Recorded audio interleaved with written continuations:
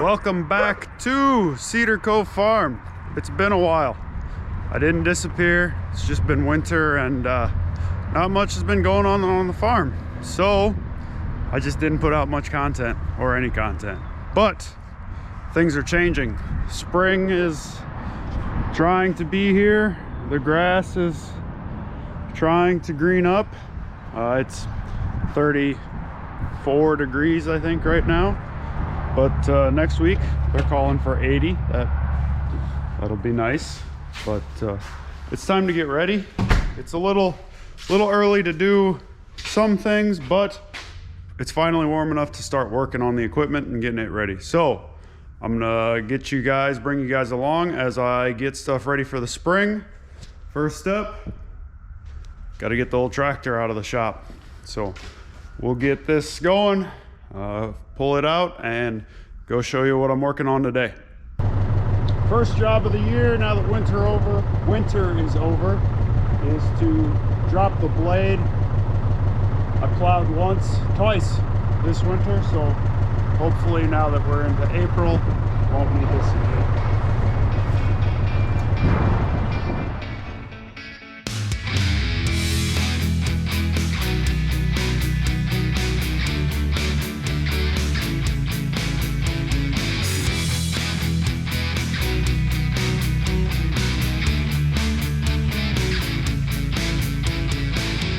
Now we'll go get the next piece of equipment.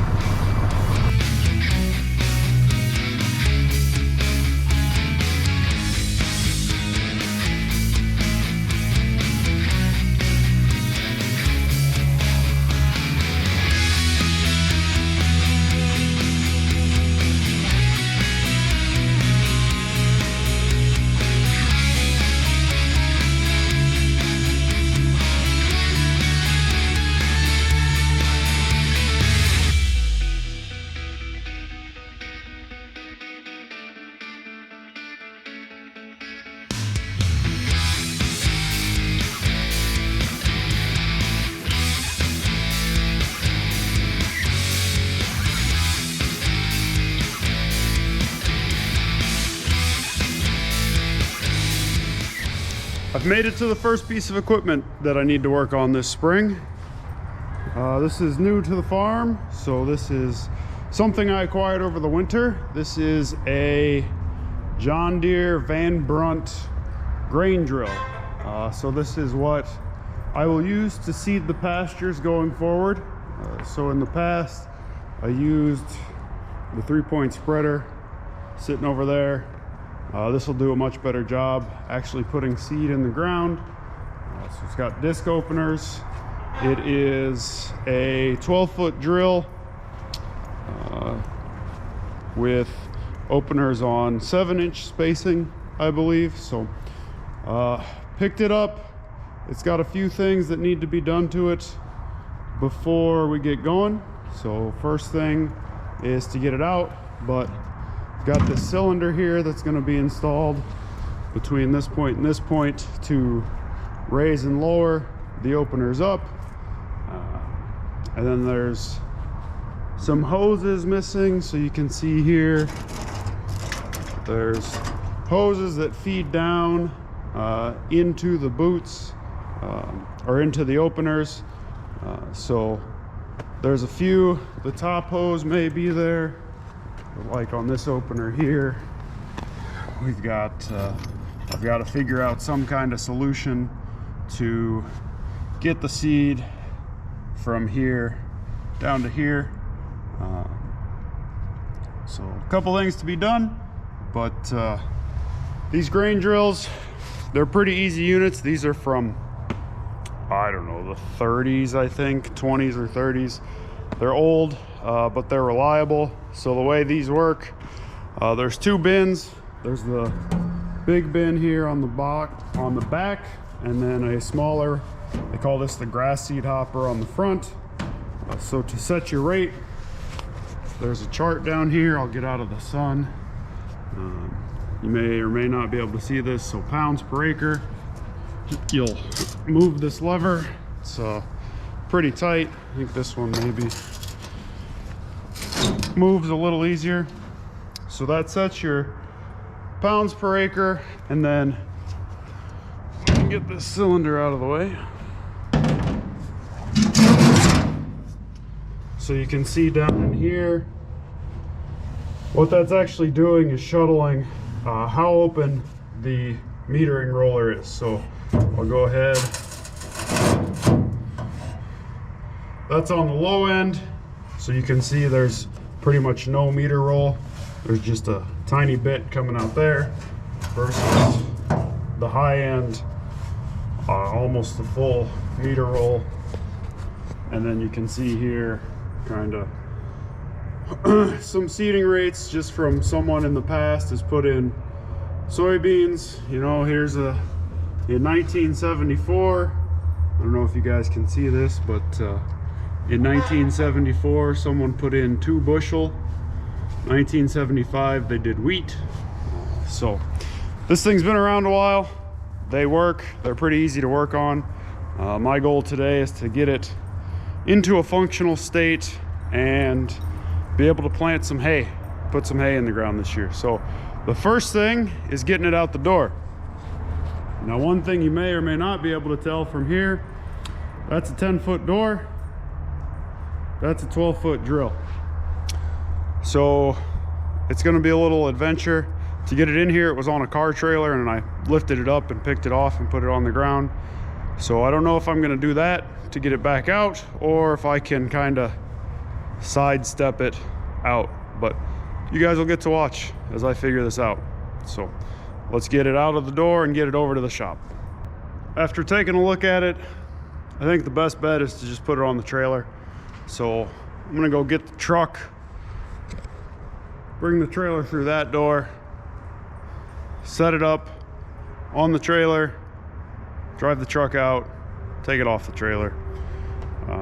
What it means is long term, probably can't keep it in here. That's fine. We'll keep it outside. It's probably sat outside its whole life. So, but I got it in the middle of winter, so it's just easier to pull it inside. So I'm gonna go get the truck, trailer. I'll be back and we'll get this thing loaded out the door.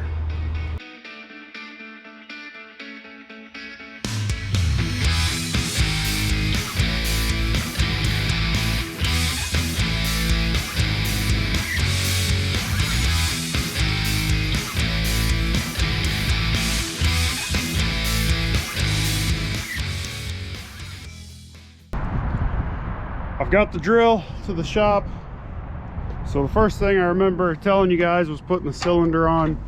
One thing I will need to do, this weld down here is cracked.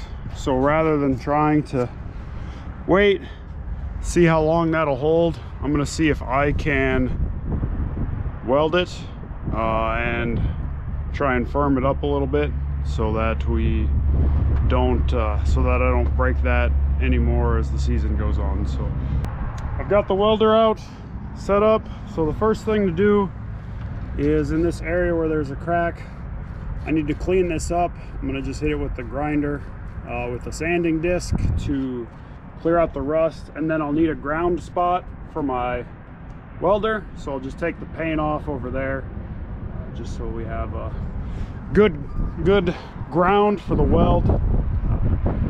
And everything goes well there. So I'm gonna set you guys down and get that cleaned up.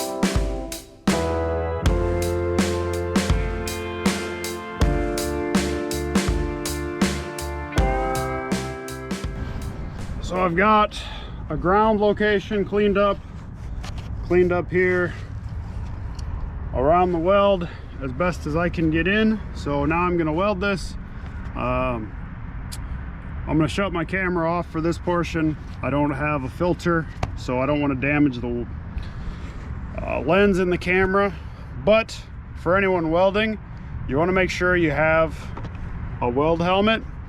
I know I've seen plenty of people just squint, use the safety squints. Safety squints don't work. Welding can lead to permanent eye damage from the arc flash, so make sure you're wearing the proper safety gear there. So I'm going to get this welded up and I'll show you that once it's done.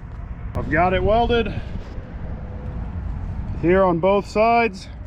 It's not the prettiest of welds, but I don't weld very often and never had official training, so it should hold, which is what I'm looking for. So next step is to get the cylinder installed. I'll go grab that, show you that process. That's pretty easy. I mean, it's just putting pins in, but I'll get that on, get hydraulic hoses routed, and see if everything works to lift and lower the openers. Got my cylinder here. It's gonna span this gap. Let me spin you guys. The magnet's pretty strong. It's gonna span this gap here. So I'm gonna get these pins out, get it installed. So if you see, I've got a port here, here, and here. So I'm thinking I'll have to go this way. I think I want the ports to come out this way. The jack's on that side. So we'll get this pinned in.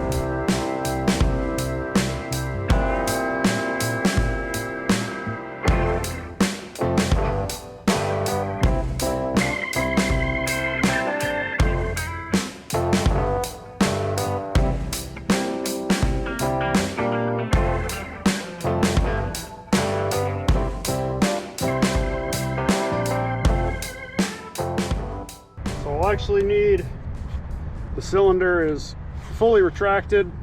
My magnet's too strong. My cylinder is fully retracted, so it doesn't reach.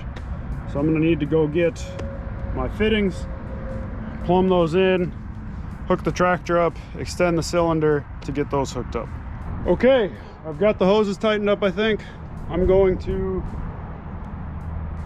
attempt to raise the openers. I should have to retract the cylinder, I think. It's never had a cylinder, so I don't know which way to go. But looking at the linkages, I think I need to retract. So we'll go slow, see what happens. I'll let you guys get a close-up look at the cylinders and the openers.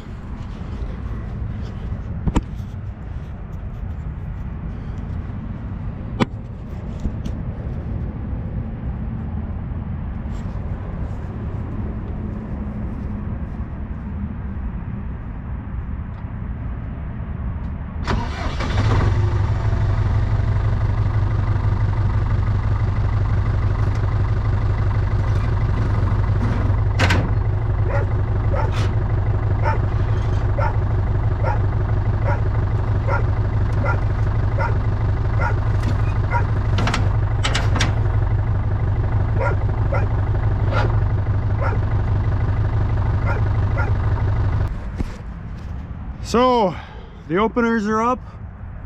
They're not up very high, and I am at full stroke on my cylinder.